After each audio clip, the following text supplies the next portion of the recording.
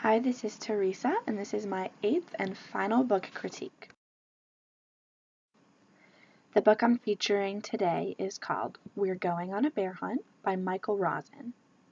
This is the story of a family who decides to go on a bear hunt, and they have to go through all these obstacles such as long grass and a river and mud and a forest and a snowstorm and then finally a cave.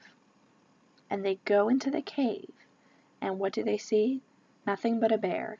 And they freak out and they run all the way back through, all the way till they get home, and the bear chases them.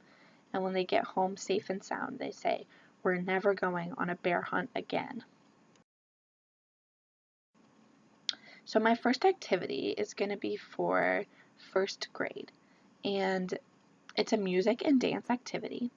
So I'm going to put them into groups, and then with their groups, they're going to turn the words of the book into a song. Then they're going to choreograph a dance or just create motions to go with their song. They're going to practice it with their group, and then they're going to record it and give it to me, submit it to me so that I can send it to their parents and to the school community. My second activity is a language arts activity. Students are going to try to think about the book from a different perspective, and that's going to be the perspective of the bear. Some questions they might consider are, what do you think he thought? How did he feel when the family ran away from him? Why did he chase them?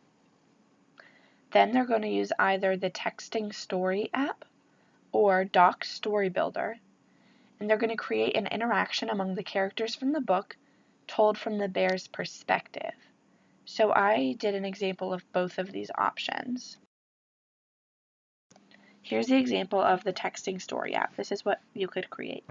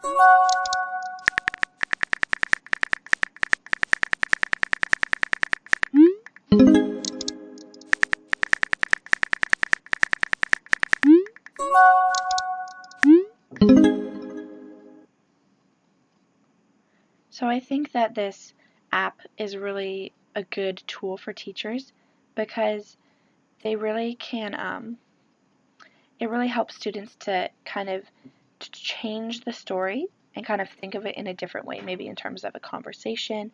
And also I just think it's really engaging for students to see something like this because it's something from their everyday world.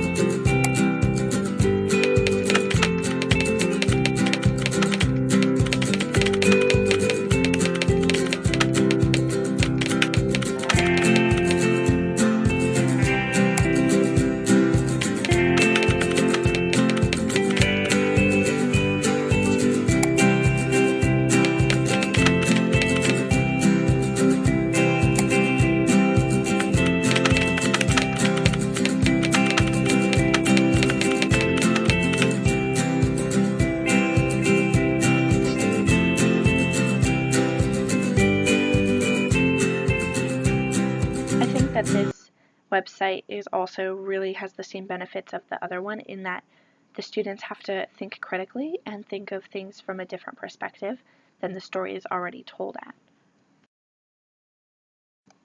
So here's the other 4 books that I'm going to be critiquing today. Caps for Sale it was one of my favorites. These are all actually some of my favorites, but it is so cute. The illustrations are super cute, and I think it really just will have the kids cracking up as the monkeys are being really, really repeating whatever the peddler does, and it's just a really, really entertaining story. The Giving Tree is also a very sweet story, but this one teaches a very good lesson about how the most important thing and what makes you happiness is by giving away. There Was an Old Lady Who Swallowed a Fly is just a very funny book. With the pictures in this book are really, really awesome. And of course there's a song that goes along to it, which would be very fun to sing with students. And it also teaches sequencing, I think, and that's really important. And kids would just really get a kick out of it. And finally, Madeline, of course, is a classic. And it's just a very sweet story. And the pictures are really good. I love the pictures in this story.